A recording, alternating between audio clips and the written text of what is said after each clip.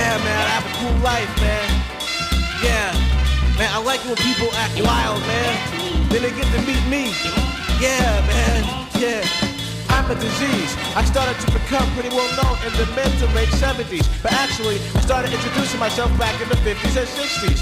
But not too many people knew me. But like I said, in the mid to late 70s is when I really began to network. I started hanging out at a lot of the clubs. That's when I really started to earn a trust with lots of the cokeheads. They fuck in the VIP rooms and basements. And then I come to them and introduce myself.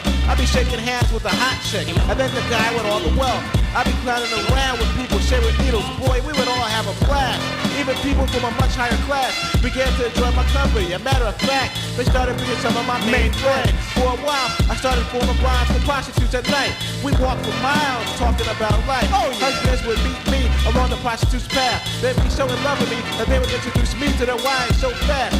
Boy, we would all have a great time. Let me tell you something, I had an open mind. I hung out with homosexuals all the time. I go to parties with them. Those gay guys would drink so much, they'd be stumbling, but I'd just be watching and chilling. I live to meet people living unmoral, but even the righteous may feel the sorrow. Please live wild, then with your life I'll grapple, and your way of life I'll dismantle. Man, the nightlife never got boring, only some new people to meet.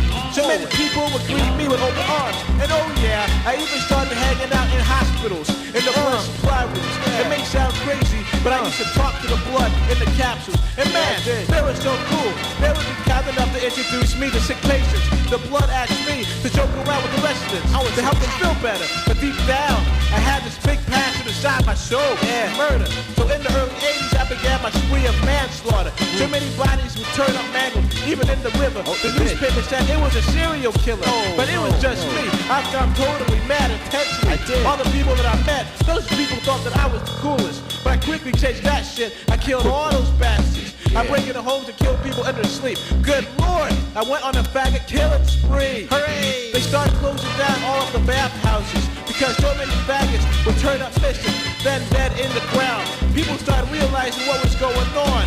News reporters said that I was destroying. Too late though, I wounded people so bad that they could not recuperate from my wrath.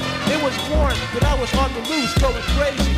Cops couldn't stop me, nobody can stop me. All I do is ambush people, then hide in the shadows. Some would rather jump out of windows than to meet me because they know what I'll do to them. I live to meet people living unmoral, but even the righteous may feel the sorrow.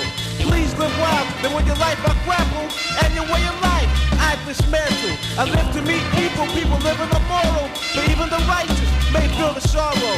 Then I introduce you into my world so wonderful and make you feel so miserable. Make you feel so miserable.